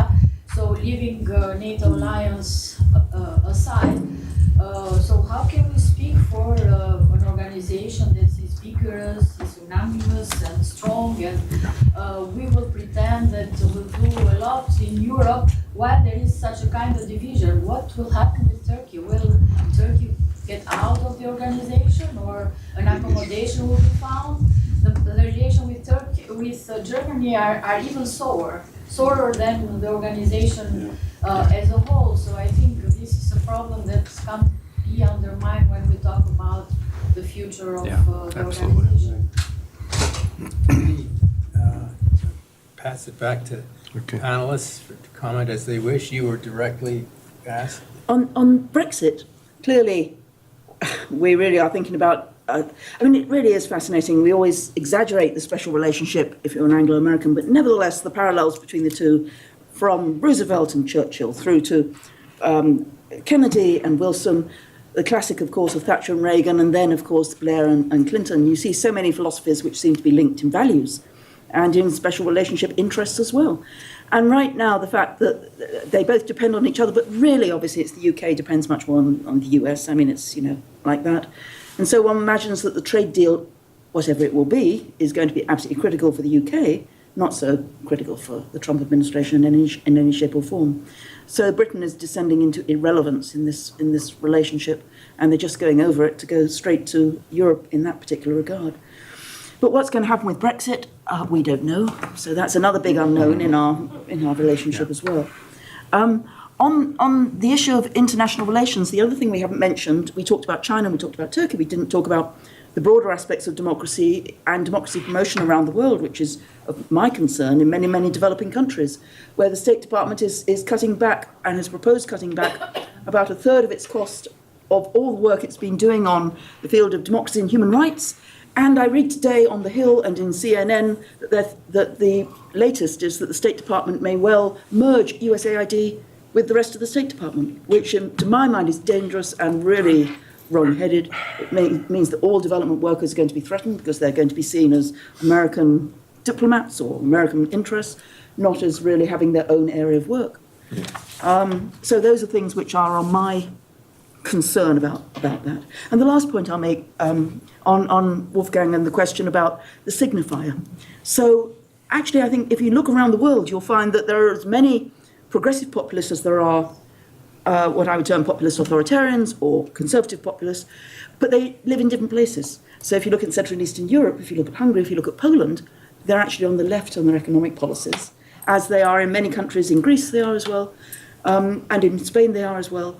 So it does vary. In Latin America, it's always been a left-wing tradition rather than a right-wing tradition. And in other parts of the world, for example, the Philippines, are really interesting if you can place Duterte in any sort of ideological perspective. So I think both are out there, and both are appealing when people are disillusioned with government. It's a natural way of doing it. And they get their colour, they get their drive from their values. And I do disagree a little bit, Charles, if you don't mind my saying, with what you said about Trump not having clear values. I think he has values, he doesn't have policies. So his values, when you actually there's two Trumps. One is the Trump on the teleprompter, who says all the right things and we kind of applaud, and it's moderate and it's boring. And then there's the real Trump when he comes out in his rallies and is unscripted, and believe me, he has values, which I think are at the heart of what he stands for. And they're very dangerous values because they go slap against what I see as American values. I don't know that he, if I just may, I'm not sure that he does, to push back. He does have values? I think his core value is self-aggrandizement, and I think the second one might be to protect his immediate family. I don't know, Pippa, that we can pursue this later, but I'm not sure that he does. Well, let me say briefly.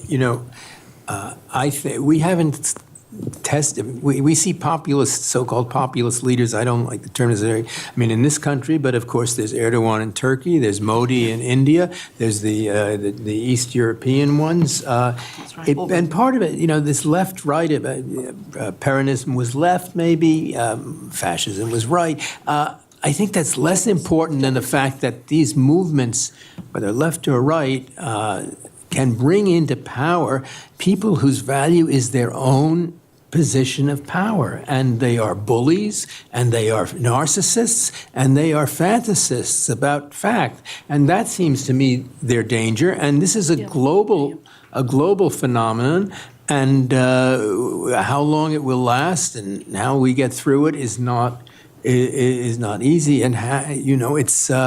I must say, when Angela Merkel said, "Wir schaffen das," I thought this was fantastic. I thought this was the greatest German gesture since Willy Brandt's Kniefall in Warsaw. And I realize it brought a lot of problems, as political realism. But sometimes some policies of gesture, and this is the closest she came to a gesture, but it was a gesture that seemed profoundly important to me. So if I don't vote in Germany. Anyway, and I voted. Didn't matter what I voted the wrong way in the United. I mean, I voted the right way in the United States, but useful. But still. So almost swung Massachusetts. What? Almost swung Massachusetts. Yes. Just a quick word on Brexit. While it will weaken Britain enormously, and we don't know whether there may not be a change of mind, I still don't totally exclude it. There are quite a few people now thinking within the EU that the contribution of Britain to the security of Europe is vital, and there will be new mechanisms, and already the discussions have started to link the EU and UK on that level. On Andreas Falke's point on refugees, I would like to say, on this question, refugees, Europe is alone, and America cannot help it and will not help it. America is in a process of closing. And this is the biggest problem that Europe has to face looking south. There's only one answer, and on that, America will not help much. A massive help to keep the millions in Africa.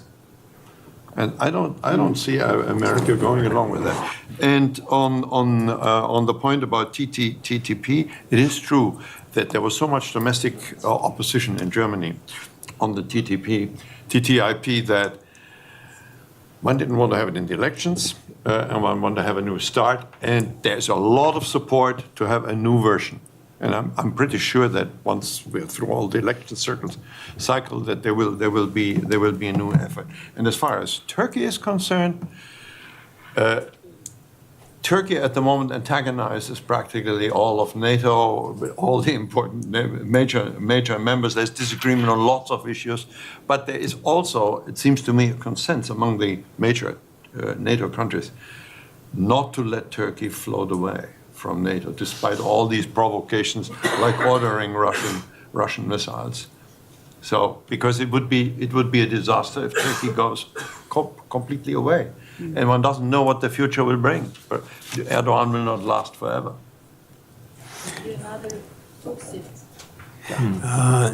I guess this is a consolation. Nothing lasts forever. Not even our conference and reunion. But so I will look for. Are there any last interventions? And then I'll see if there are final comments. Any further from the people in the hemicycle? No. Anything further? Can I say, just to keep you aboard, one last thing? So, with regard to progressive and conservative populism, my hunch is that we have to be careful because there is structural overlap. And I inhabit a more liberal space in Washington, and if I see how some of the segments of the Democratic Party speak about trade, for example, and trade agreements, and the distinction between greedy and productive capital, between Wall Street and manufacturing, so between the Jews and the sweaty American worker, so to speak, that is reason for concern for two reasons. A, it creates anti-institutional in quotation mark, anti-establishment attitudes, even within a non-conservative environment, and B, it also facilitates voter fluctuation that will be surprising. We have in-house pollsters and demographers that went through all the exit polling data at the municipal level when they came out 3.5 months ago. There were two major takeaways. A lot fewer Latinos voted, especially in Florida, for Trump than originally thought, because they had the wrong adjustment parameters put up. And secondly, the swing vote from Obama to Trump among non-urban elderly white man was larger than expected. It was 20 to 30%. You can't explain that by saying all these old white guys were racist, because they voted for Obama twice. Misogynist. No, I think it's more complicated than that. We had a long discussion about that, and a friend of ours who is from Western Pennsylvania and campaigned for Obama in 2008 and 2012, she actually provided, I think, something of an analytical explanation to that. She said when Obama went on the all-out strategy in the Midwest in 2008, she was always concerned because they sent her to these dilapidated farmhouses at the end of the gravel road, and she thought, they're going to shoot me in the butt with their shotgun. And she said that in more than one case, there were elderly white farmers that said, you don't have to come back, little lady, we're going to vote for the Negro. And her interpretation was that in the racist mindset, because Obama was black, he could not be part of the establishment and was electable. And I thought that was really an interesting interpretation. That also means that you have a volatility that many more of the Obama votes that we counted as progressives, future-oriented for the cosmopolitan America, and so on and so forth, might have stemmed from much more conservative and archaic motivations. And I think that is contributing to the tremendous fluctuation that we see in electoral votes, and also in the inaccuracy of many opinion polls, because they can't capture that qualitative change that we are seeing. We are, thank you. These are very complex phenomena all over the world, and when the historian says, "Well, give me 30 years, and I'll start to figure out," and the political scientist says, "Well, let me count, and I'll figure it out." It's not so easy to figure out. I sometimes have the feeling I'm back in around 1932, and I'd much rather be back around 1962. Those weren't such easy times. I think one thing, I said we've built our lives on exclusivity, but we've built our lives too on companionship, on fraternity and sorority, on shared intellectual values, and we needn't be ashamed of them. And in some senses, I think most of us feel that Germany, America, it's really the same place. We go from one place to another. And the question that we've been left with is whether that sense of sharedness, of shared values, cultivation, languages even, is going to be sufficient. And no one can answer that, but I think we should keep trying, and I'm grateful to everyone who organized this and who came to attend it. Thank you. There will be the ambassador who will be speaking in a half hour, I believe, and meanwhile, let's get some coffee.